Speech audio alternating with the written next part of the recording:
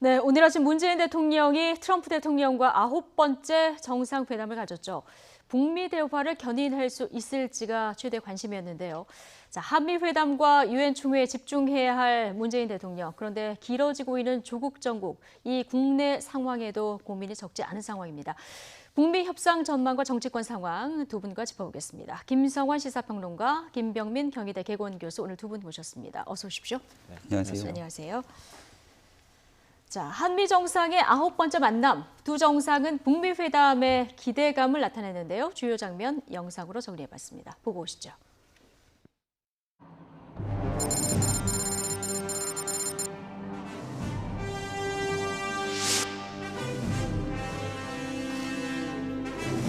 지난번 대통령님의 판문점 방문은 행동으로 평화를 보여주신 아주 세계사적인 장면이었습니다. 조만간 제3차 북미정상회담을 준비하기 위한 북미 간의 실무 협상이 열리리라고 기대를 합니다. 제3차 북미 정상회담이 열리지 않으면 아마도 한반도의 역할은 새로운 질서가 만들어지면 아주 세계사적인 대해적인 업계이 될 것이라고 믿습니다.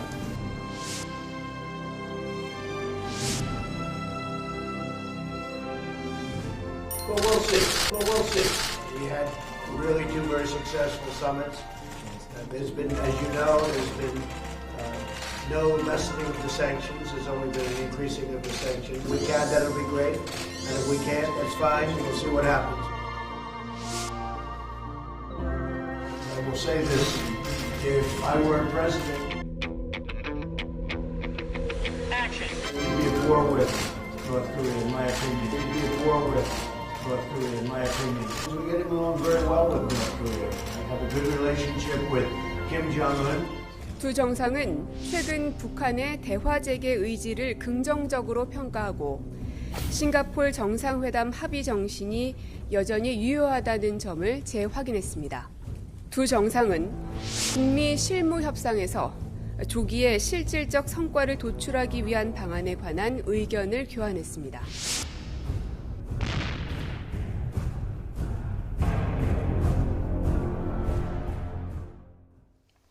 네, 주요 장면 보고 오셨는데요. 지금 9번째 정상회담입니다. 문재인 대통령 뉴욕 숙소에서 열렸는데 미국 대통령이 우리나라 대통령 숙소까지 찾아와서 이렇게 회담을 연 건 처음입니까? 네, 뭐 그렇다고 지금 얘기를 예. 하고 있는데요. 뭐 트럼프 대통령이 그만큼 각별하게 이번 회담에 관심이 있었다 이렇게 또 볼 수 있을 것 같습니다. 근데 기억을 조금 복귀해 보시면 아시겠지만 6월 30일 판문점 회동이 있었잖아요. 그렇죠. 그러니까 그 장면 자체가 가지고 있는 상징성이 굉장히 컸기 때문에 또 그렇게 회담을 할 수 있었던 데에는 우리 정부의 역할도 꽤 있었다고 볼 수 있거든요. 그러니까 트럼프 대통령이 그런 부분에서도 상당히 고마움을 느껴야 되는 상황이고요. 지금 그러지 않아도 한창 이제 대선 준비를 하고 있는 상황이기 때문에 이번 그 3차 북미 정상회담 또 앞두고 있고 또 북미 실무협상을 어떻게 풀어가느냐 이런 부분에 있어서 트럼프 대통령 입장에서는 정말 뭔가 성과를 내야 되는 상황이거든요. 근데 그런 면에서 문재인 대통령의 역할이 사실은 도움이 굉장히 중요할 수밖에 없습니다. 그러니까 그런 걸 상징적으로 아마 숙소를 방문하는 것으로 보여주지 않았나 싶습니다. 예. 사실 말씀하신 대로 북미 대화가 이렇게 막혀 있을 때마다 문재인 대통령이 중간에서 중재 역할을 해왔었던 것도 사실인데요. 오늘 문재인 대통령 역시 트럼프 대통령 치켜세우기, 상상력과 대담함이 놀랍다 이런 얘기도 했고요.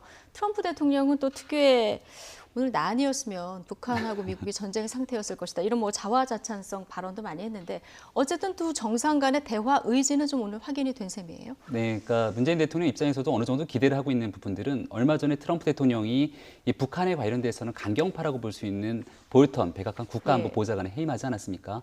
그런 상태 속에서 지난번 6월 달에 만남이 있었고 뭔가 실무 협상을 거쳐서 올해 안에는 제3차 북미 회담을 이끌어낼 거라는 기대감과 가능성을 타진하기 위해서 트럼프 대통령과 만났을 가능성을 배제할 수는 없는 것 같습니다. 트럼프 대통령 입장에서는 사실 이 북핵 문제에 대해서 어느 정도 내가 관리하고 있다라고 하는 메시지를 연임 계속 발산을 하고 있는데요. 그러니까 얘기가 나온 것처럼 오바마 전 대통령과의 비교를 통해서 북한 문제가 더 이상 추가적인 핵실험을 하지 않고 예. 미사일 도발을 하는 미국에 대한 위협을 하지 않는 정도의 외교력을 내가 펼치고 있다. 아마 이 정도 선에서 재선으로 가는 길목에 북한 리스크를 제거하려고 하는 것이 아닌가 싶습니다. 예. 하지만 그럼에도 불구하고 사실 대한민국 입장에서는 과거 2018년도의 문재인 대통령의 역할과 2019년도의 문재인 대통령의 역할이 상당히 다릅니다. 2018년도 같은 경우는 북한의 김정은 위원장과 먼저 만나고 이야기를 나누는 과정에서 미국과의 관계를 견인하기 위한 역할들이 있었는데 2019년도 2월달 하노이 정상회담이 노딜로 귀결되고 난 뒤에 오히려 북한은 대한민국을 향해서 협상에 빠지라고 하는 맹비난들을 거듭하고 있는 상황입니다. 따라서 지금 상황에서는 북미 3차 회담을 이끌어내는 견인차의 역할을 하기에는 좀 어려운 측면들이 아닌가라는 생각이 들고요. 예. 그런 과정에서 트럼프 대통령도 지금 문재인 대통령과의 만남을 통해서 뭔가 획기적이거나 새로운 제안들을 내놓지는 않은 그런 상황이 아닌가 싶습니다. 예. 어쨌든 남북 관계, 북미 관계, 그리고 비핵화 협상 진전을 이루려고 하면은 뭔가 북한과 미국 사이에 대화가 있어야 하지 않겠습니까?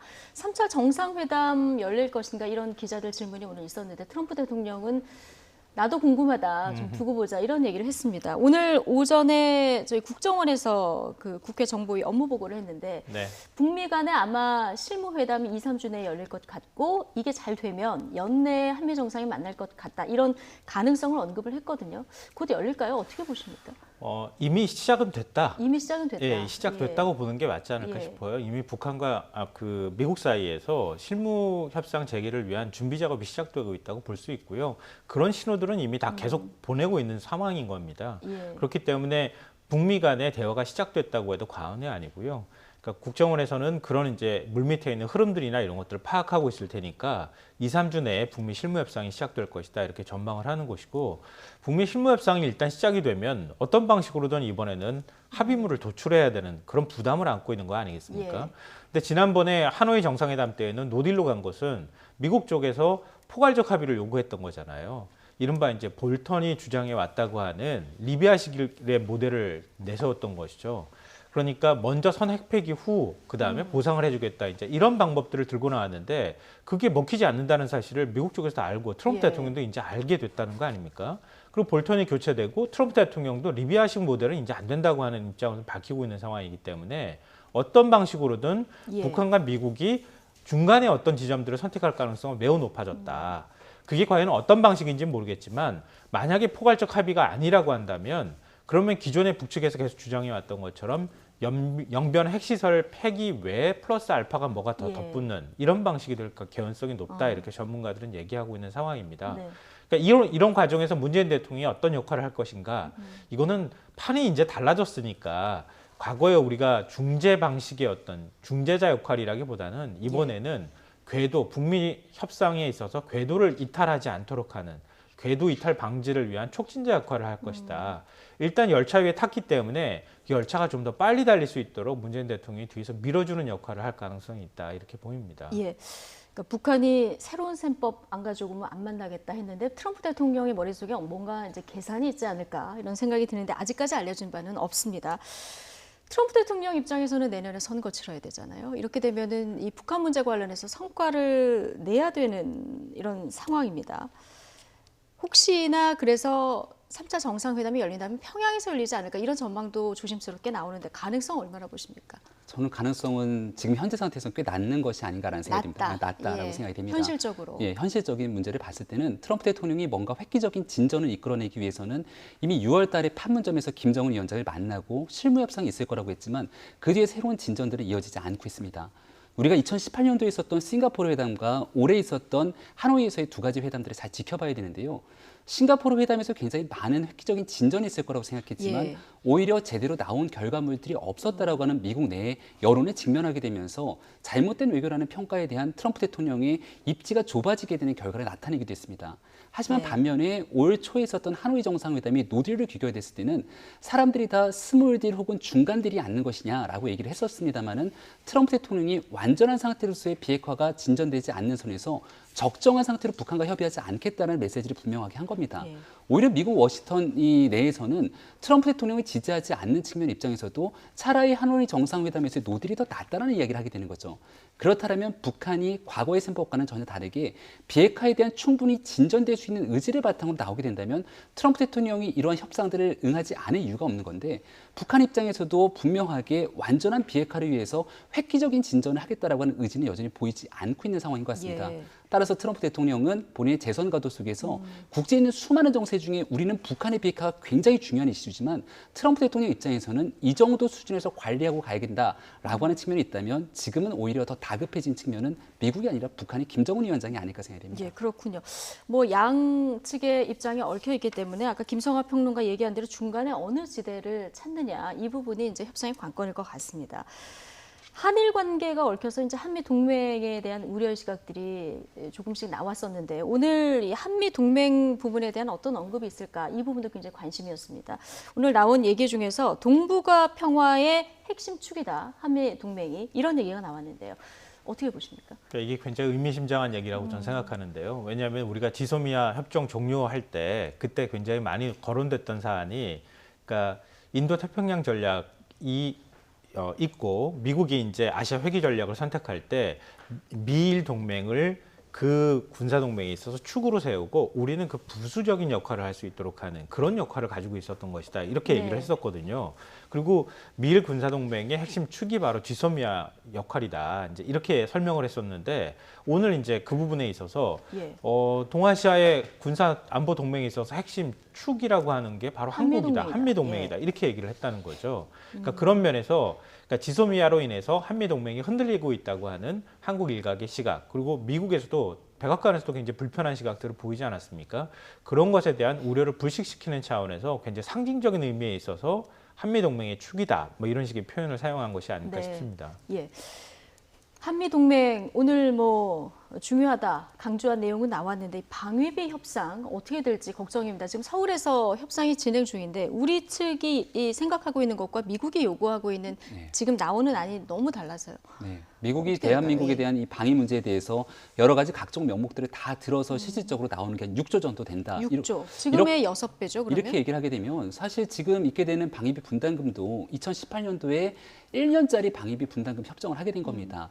그때 맺게 된 협정이 8.2% 인상이었거든요. 사실 과거와 비교해 봤을 때 적지 않은 인상 금액이었고 우리가 이 방위비 분담금 협정이라는 것은 과거의 전례에 따라서 짧게는 3년, 길게는 5년 정도의 인상 금액을 정한 다음에 그대로 이어지게 됩니다. 하지만 1년밖에 단기적으로 결정하지 않게 된 배경들에 대해서도 지난해에 여러 가지 논란들이 있었습니다만은 그렇게 급격한 인상은 없을 거다라는 네. 게 정부의 주도적인 평가였거든요. 하지만 미국의 트럼프 대통령이 이와 같은 방식으로 만약 나오게 된다면 앞서 우리가 언급했던 중요한 한미동맹의 축을 금전적인 문제로서 치환시켜버리는 것은 아닌가에 대한 이 우려를 제기할 수밖에 없는 것이고요. 아직도 기억나는 게 문재인 대통령이 당선되고 트럼프 대통령이 대한민국 땅을 처음 밟았을 때 문재인 대통령이 트럼프 대통령과 함께 갔던 곳이 어디입니까? 헬리콥터를 타고 제일 먼저 바라봤던 게 네. 평택 미군기지. 바로 이 캠프 험프리스를 찾아보면서 이렇게 많은 공간들을 우리가 주한미군에게 제공하고 있는 상황이기 때문에 방위비 분담금으로 우리가 상정되지 않았던 보다 많은 자산들을 제공하고 있다라고 얘기를 하고 있습니다만은 여전히 트럼프 대통령과의 협상 과정에서 이렇게 지난한 어려움을 겪게 된다면 네. 정말로 동맹의 위기가 오는 것은 아닌지에 대한 예. 깊이 있는 고민까지 하게 되는 지점이 아닌가 싶습니다. 예, 미국 입장, 예, 말씀해 지금 주시죠. 말씀하신 걸 이렇게 들어보면은요, 마치 한미동맹이 흔들리고 있기 때문에 나타나는 현상인 것처럼 이렇게 설명하는 거 아닌가 싶은 생각이 드는데요. 그 미국이 분담금 요구 더 많이 요구하는 게 한미동맹이 흔들려서 분담금을 많이 요구하는 건 아니잖아요. 그러니까 미국이 군사적 안보적 입장에서 바라볼 때, 예. 뭐 지금 그 무역도 마찬가지지만 보유 무역주를 선택하고 있고 각각의 국가들이 안보를 스스로 지역 방위를 할 수 있도록 하자고 하는 기본적인 개념 자체가 바뀌는 거잖아요. 그런 면에 있어서 미국이 기여하고 있는 부분에 대해서 좀 더 많은 돈을 대라. 이게 이제 트럼프 대통령식 방식인 거예요. 그러니까 일본한테도 요구하고 있고 유럽에 예. 있는 국가들한테도 똑같이 요구하고 있는 겁니다. 근데 이 협상의 첫 번째 협상국이 지금 우리나라라서 관심이 더 모아지는. 왜냐하면 그런 우리나라를 협상을 풀고 난 다음에 그 다음에 이제 일본이 네. 이제 남았거든요. 네. 내년에 시작되는 걸로 제가 알고 있는데요. 일본이 시작될 때 네. 한국이 이만큼 올렸으니 일본도 올려라고 얘기할 거고 지금 나토를 향해서도 똑같이 압박을 넣고 있잖아요. 이제 그런 측면을 우리가 이해해야 되는 것이지 한미동맹이 흔들렸기 때문에 뭐 군사비를 더 내라고 한다거나 군사 뭐 그 방위비 분담금을 더 내라고 한다거나 그거는 아니다. 그렇게 연결할 수 있는 성격은 아니고요. 만약에 한미동맹을 미국이 그렇게 중요하게 생각한다고 하면은 한국한테 이렇게 무턱대고 1조 원 정도의 분담금을 그 부담하고 있는 국가한테 6조 원을 내라고 얘기를 하겠습니까? 그러니까 그거는 제가 볼 때는 논리적으로 앞뒤가 안 맞는 얘기가 아닐까 싶고요. 그러니까 우리가 지금 분담금 협상을 하는 데 있어서 6조 원을 다 들어줄 가능성이 있겠습니까? 제가 뭐 대통령이든 들어주면 안 정부 되지 입장이라 하더라도 예. 1조 원에서 어떻게 6조 원을 올립니까? 그건 현실적으로 말이 네. 안 되고요. 일단은 좀 더 많은 분담금을 받기 위한 협상 전략으로서 6조 원을 압박하고 있다 이렇게 보는 게 타당하지 네. 않을까 싶고요. 예. 그리고 협상 기간 같은 경우에도 이번에 만약에 우리가 좀 더 많이 올려준다 그러면 저는 5년짜리 계약을 하자고 더 우리 정부가 요구를 해야 된다고 봅니다. 금액과 어떤 기간을 같이 협상을 해야 된다. 뭐 협상이 이제 시작 단계니까요. 좀 지켜봐야 될 것 같고요. 자, 트럼프 대통령이 노벨 평화상에 대한 욕심을 드러냈습니다. 오늘 노벨 평화상 많은 이유로 내가 탈 것 같다. 오바마와 달리 공정하게 준다면 내가 받을 것 같다. 이런 얘기를 했는데 또 전망을 계속 물어보게 되네요. 네. 트럼프 대통령 노벨 평화상 받을 가능성 어떻게 보십니까? 거의 전무하다라고 거의 볼 수 전무하다. 있을 것 같은데요. 네. 그러니까 일본의 아베 네. 총리가 사실은 트럼프 대통령과의 돈독한 관계 등을 유지하면서 노벨 평화상 등에 대한 추천을 했다 이런 얘기가 예. 널리 알려진 것 아니겠습니까? 작년에도 문재인 대통령, 김정은 위원장 그리고 트럼프 대통령까지 다 함께 노벨 평화상 후보에 오르는 것 아니냐 예. 여러 가지 얘기가 많았는데요. 실질적인 비핵화 등을 담보로 하고 있는 평화에 관련된 선언은 있었지만 예. 그로 인해서 뒤따르게 되는 후속 조치가 전무한 상황이고 현재로서는 북한의 김정은 위원장은 거듭 평화를 회방할 수 있는 단거리 탄도미사일 등에 대한 발사 도발하고 있는 상황입니다. 저는 트럼프 대통령의 그 문재인 대통령과의 대담 속에서도 굉장히 좀 안타까운 측면이 네. 단거리 탄도미사일 문제에 대해서 별것 아니다라는 식으로 얘기를 하고 있는 상황인데 이렇게 진행되는 과정에 노벨 평화상이 돌아가긴 참 예. 어려운 상황이 아닐까 싶습니다. 예, 알겠습니다. 짧게만 가능성. 아니요, 듣고 우리가 넘어가겠습니다. 뭐 문재인 대통령도 얘기했잖아요. 우리가 평화 얻을 수 있다 그러면 노벨 평화상은 트럼프 대통령이 줘도 가져가도 된다. 된다고요. 예, 평화만 얻을 수 있다면. 그러니까 북미 정상회담 제대로 풀고 예. 지금 한반도에 평화를 가져올 수 있다 그러면 트럼프 대통령이 그런 중요한 역할을 했다는 걸 국제사회가 평가만 할 수 있다 그러면 네, 그럼 뭐 노벨 평화상 그 이상 가져가도 무슨 상관이 예. 있습니까? 알겠습니다. 어쨌든 미국에서 지금 트럼프 대통령과 얘기할 것도 많은데요. 지금 국내적인 상황도 복잡해서 문재인 대통령 머릿속이 굉장히 복잡할 것 같습니다. 어제 사상 초유의 그 법무부 장관 자택에는 압수수색이 있었습니다. 11시간 동안 진행이 됐는데요. 여야는 먼지털이식 수사다. 아니다. 원칙대로 수사하는 것이다. 입장이 확연히 갈라진 모습입니다. 자, 오늘 아침에 추가로 나온 이야기까지 영상으로 모아왔습니다. 들어보시죠.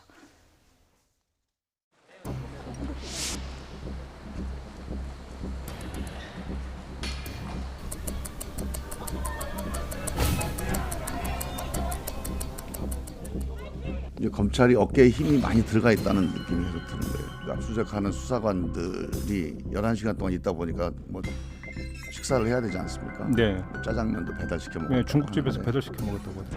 검찰이 뭔가를 강한 의도를 가지고 강한 의지를 가지고 예. 뭔가를 이렇게 옥죄고 있다, 음흠. 조여들고 있다. 수사 과정 전체를 과연 이게 정상적이라고 볼 수 있느냐? 네.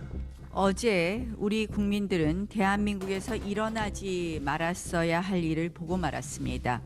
피의자 신분의 법무부 장관이 끝까지 자리를 버티다가 결국 11시간 압수수색을 당하는 장면을 목격했습니다. 문재인 정권이 남긴 헌정사의 큰 오점입니다. 어떤 목적을 위해서 정말 통제되지 않은 네. 브레이크 없는 그런 힘을 사용하고 있는 건지 네. 이런 부분들이 중요한 쟁점으로 한번 평가될 필요가 있다. 과연 이 공권력이 할 수 있는 일인가? 네. 총장, 이 지휘관 아닙니까? 지휘 책임이 있다고 봅니다. 신청하는 압수수색 영장마다 대부분 발부가 되고 검찰의 수사가 매우 탄탄하게 이루어졌고 혐의 입증의 자신감도 상당히 높다는 점을 보여줍니다. 네, 어제 압수수색이 11시간 동안 진행됐습니다. 이례적으로 좀 긴 시간 동안 압수수색이 진행이 됐는데 박스 2개 분량 자료를 확보했다고 하죠. 지금 이게 확실한 증거가 없었을까요? 아니면 예상치 못한 자료를 발견해서 좀 길어진 걸까요? 어떻게 보십니까? 글쎄요, 뭐 내용이 공개가 되지 않았기 때문에 네. 우리가 섣부르게 예측하기는 좀 어려울 수 있는데요. 지금 이제 설명으로는 그런 거 아닙니까? 원래 압수수색을 하려고 했던 대상을 특정했는데 그게 옮겨지거나 다른 데 가 있거나 이렇게 될 경우에는 압수수색을 하기 어렵잖아요. 예. 그러니까 그런 경우에 추가로 압수수색을 영장을 2차례나 더 받는 것 때문에 압수수색이 좀 길어졌다. 이제 이렇게 또 설명하고 있고요. 예. 또 정경심 교수가 변호인이 와서 압수수색하는 과정에서 이게 적법하게 압수수색할 대상인지 아닌지 이런 것들에 대한 의견 차이도 좀 있었다고 하고요. 그러다 보니까 자연스럽게 압수수색 시간이 길어지지 않았나 싶은데요. 네. 그 과정에서 뭐 예를 들어서 우리가 생각하지 못했던 뭔가 증거인멸이나 아니면은 그 또 새로운 증거가 발견될 가능성도 있는 거고요. 예. 그럼 뭐 미리 예단하기는 어렵지만 그러니까 저는 뭐 이번에 압수수색한 것은 조국 법무부 장관 입장에서 바라볼 때 굉장히 불편할 수 있고요. 여권에서 볼 때도 굉장히 조국 장관을 겨냥한 압수수색 아니냐 이제 이런 상징 정치적 의미에 있어서 상징성이 있기 때문에 굉장히 불편하게 받아들일 수는 있다고 보는데요. 압수수색 영장이 공개가 안 됐기 때문에 정확하게 조국 장관과 관련되어 있는 어떤 혐의를 확인하기 위해서 압수수색을 했는지는 잘 모릅니다. 예. 그렇지만 굳이 해석을 한다고 하면 지금 먼저 소환 대상이 될 사람은 정경심 교수거든요. 그러니까 정경심 교수가 하드를 그 펀드 매니저를 통해서 떼서 다른 데 가져가려고 했다라고 하는 부분이 있잖아요. 예. 그러니까 일종의 증거 인멸의 가능성이 언급이 됐다는 거죠. 그러니까 그런 상황에서 집도 압수수색하지 않은 상황에서 검찰이 소환 조사를 한다.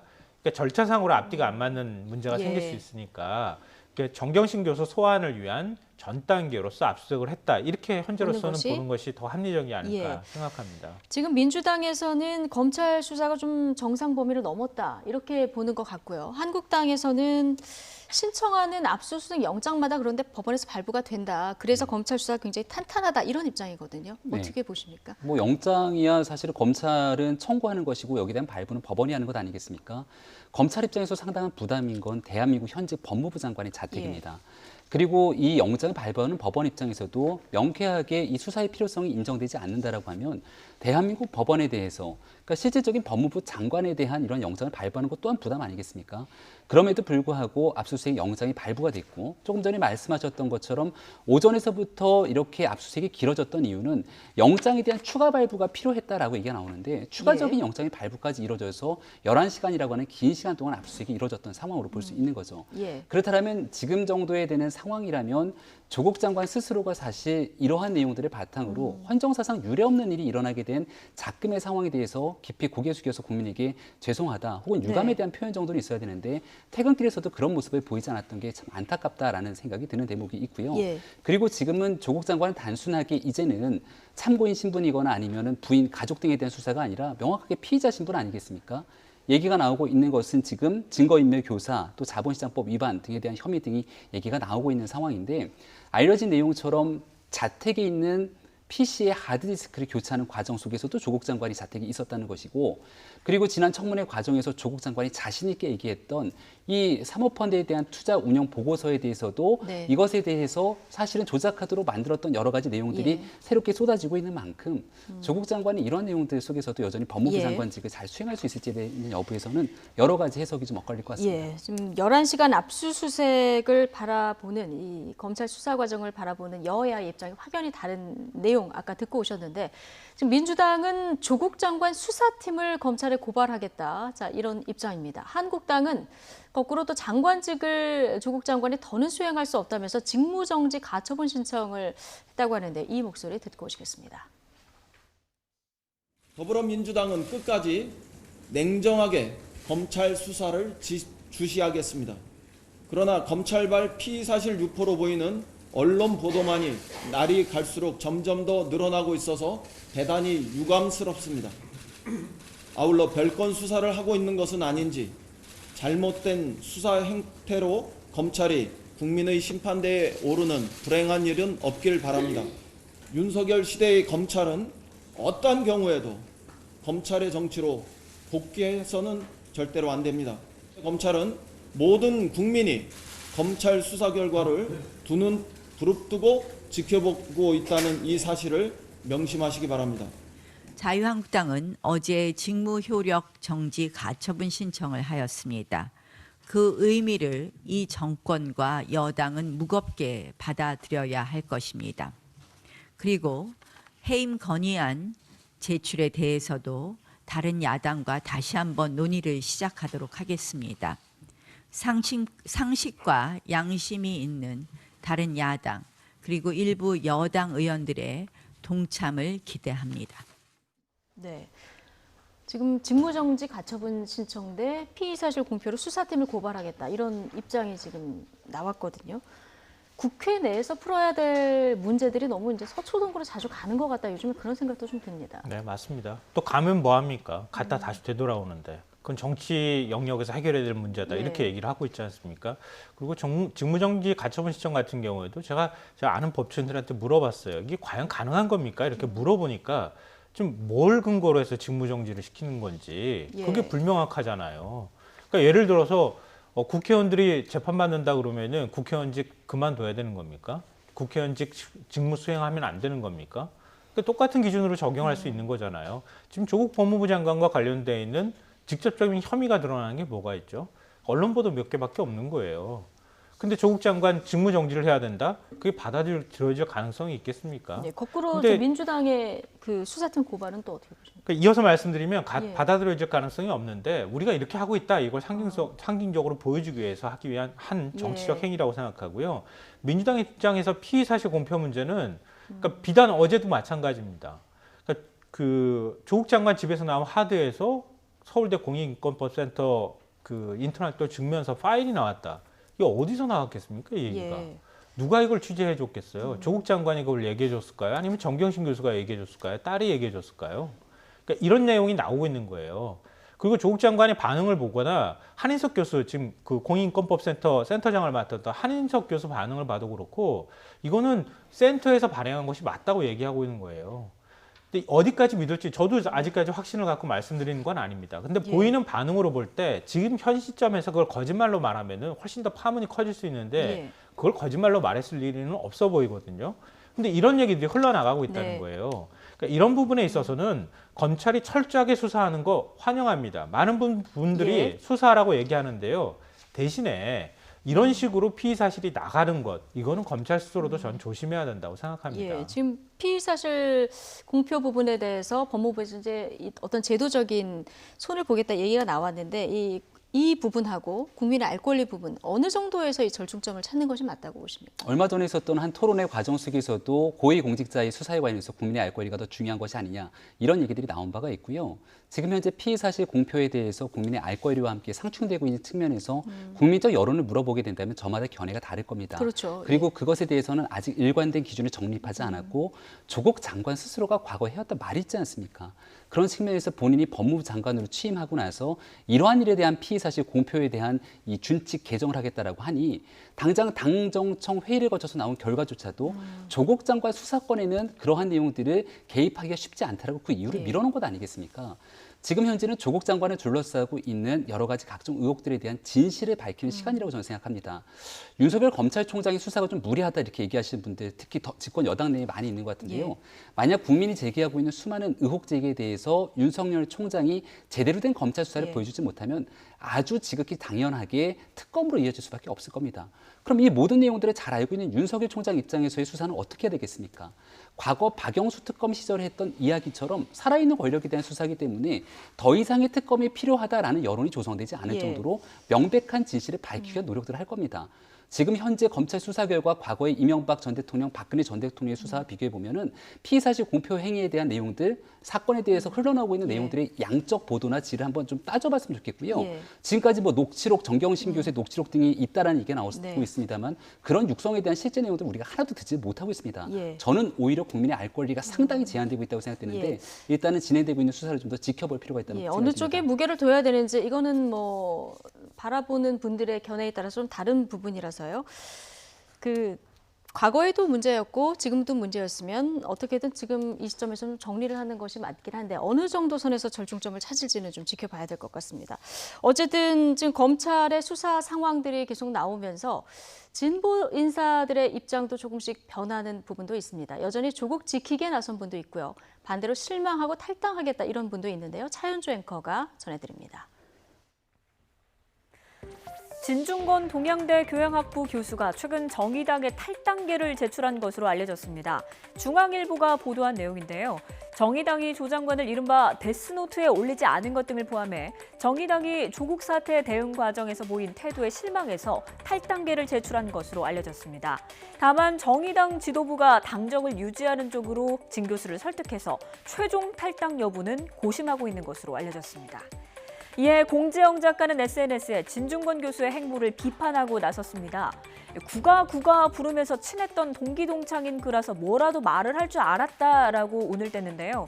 돈과 권력을 주면 한국당에 갈 수도 있겠다라면서 좋은 머리도 아닌지 박사도 못 땄다고 원색적으로 비난하고 나섰습니다. 공 작가는 또 검찰의 조국 장관 자택 압수수색에 대해서는 오늘 압수수색과 짜장면에 상처받은 건 그와 그의 가족뿐만 아니라면서 민주주의를 살고자 했던 수많은 국민의 가슴이 짓밟혔다고 했습니다. 박지원 대한정치연대 의원도 조 장관의 압수수색이 과하다는 입장입니다. 먼지떨이식 수사라면서 이렇게 하면 세상에 성할 사람 없다고 조 장관을 옹호했습니다. 직접 들어보시죠. 현직 법무부 장관의 자택을 11시간 7명이 나와서 그렇게 강한 압수수색을 했기 때문에 그 자체가 굉장히 충격적입니다. 사실 먼지털이식이 아닌가. 그렇게 먼지털이식으로 하면은 이 세상에 성할 사람이 누가 있겠는가 하는 그런 생각도 듭니다. 포털 실검에 우리가 조국이다, 진중권, 공정 이 이름들이 계속 떠 있어서 무슨 일인가 이렇게 봤더니 이런 사연이 있었습니다. 지금 원색적인 비난도 오가고 서로의 공방 속에 그런데 지금 가장 문제는 여론이 너무 자꾸만 양분되고 극단화되고 있는 거. 이 부분을 조금 이제 점차적으로 수습해 가야 되지 않을까. 이런 의견을 지적을 주시는 분들이 많은데요. 저는 공지영 작가가 진중권 씨 비판하는 것에 대해서 그렇게 큰 의미를 두고 있지는 않습니다. 예. 왜냐하면 그러니까 진중권 교수가 정의당을 탈당하려고 결심했다고 하는 마음도 충분히 이해가 됩니다. 예. 이해가 되고요. 본인 스스로의 결정이라고 생각하는 거죠. 그러니까 정의당 당원 가운데 데스노트에 조국 장관을 올리지 않았다고 하는 것에 대해서 비판하는 목소리가 있는 게 그게 오히려 저는 건강하다고 생각해요. 네.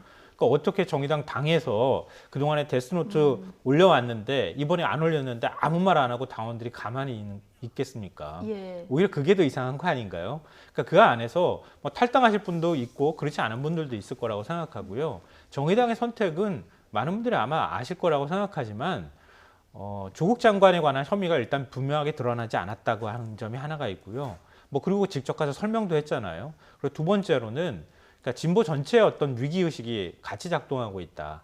그리고 세 번째로는 사법개혁과 그리고 정치개혁 문제가 같이 연동되어 있는 문제다. 이렇게 이해하고 있기 때문에 그거에 의해서 고심 끝에 내린 지도부의 결정이다. 근데 거기에 대해서 당원들은 과정이나 절차에 공정함이 없는데 어떻게 조국 장관을 임명할 수 있느냐라고 하는 반발의 목소리가 있을 수 있다고 보고요.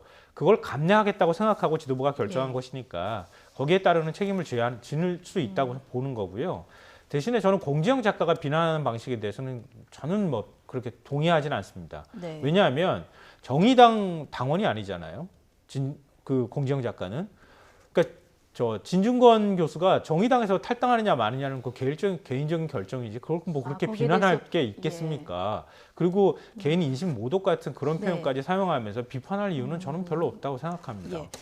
자, 국회에서 할 수 있는 일은 뭘까요? 20대 국회 들어서는 지금 싸울 땐 동물국회고 일할 때는 식물국회다 이런 얘기까지 나오는데 지금 국감 일정 합의는 했습니다만은 또 증인 채택 문제 가지고 공방이 이루어질 것 같아요. 청문회 때도 똑같은 모습을 봤는데요. 매년 국정감사 때마다 증인 채택 문제는 여야 간에 힘겨루기가 있는 상황이기도 올해는 하는데요. 올해는 특히 더 할 것 같고 사실 지난 청문회 과정들을 지켜보게 됐을 경우에 증인 채택에 굉장히 아쉬움이 많이 났습니다. 관련된 핵심 증인들에 대해서 오촌 조카가 직접 전화를 통해서 회유했다라고 하는 내용들까지 나오고 있는 상황이고요. 실제로 정경심 교수가 SNS 등을 통해서 이런 내용들에 대한 안타까움을 피력하고도 하는데 사실관계가 다르다고 바로잡기도 하고요. 청문회 과정 속에서 국민들이 충분히 다 지켜볼 수 있는 과정에서 분명하게 사건의 진실들을 밝힐 수 있지 않았을까라는 생각이 드는 대목이고요. 다만 국회에서도 이 모든 것들을 조국 국감으로 끌어당기기보다는 조국 장관 이슈를 넘어서기 위해서 우리가 꼭 나눠야 되는 그런 정책적 과제들이 분명히 남아 있습니다. 입시에 관련된 입시 공정성 문제도 마찬가지고요. 사모펀드에 관한 이러한 경제적인 문제들부터 시작해서 풀어야 된 입법적으로 정책적으로 풀어야 될 숙제들이 이제 공이 국회로 많이 넘어간 만큼 만큼 국정감사와 이번 정기국회에서 그런 관련된 대안들까지도 좀 많이 쏟아낼 수 있는 역할을 많은 국민들이 기대할 것 같습니다. 저는 이 말씀은 꼭 짧게, 드리고 싶습니다. 조국도 좋고 조국 청문회도 좋고 다 좋습니다. 그리고 내년 총선 준비하는 것도 다 좋고 하는데요. 저 오늘 보도된 내용도 나오지만 유치원 3법 패스트트랙에 올라가고 난 다음에 자유한국당 반대로 270일 동안 단 한 번도 패스트트랙에 올라가 있는 유치원 3법 논의 안 하고 본회의로 네네. 상정됐습니다. 이런 거부터 먼저 해야 되는 거 아닙니까? 예, 알겠습니다. 이 국감, 기관들이 돈 잘 쓰고 있는지, 일 잘하고 있는지 이거 살펴보는 자리니까 뭔가 생산적인 어떤 국감이 돼야 되겠다. 두 분 의견 이렇게 모아지는 것 같습니다. 자, 김성환 시사평론가, 김병민 경희대 개공교수 두 분과 함께했습니다. 고맙습니다.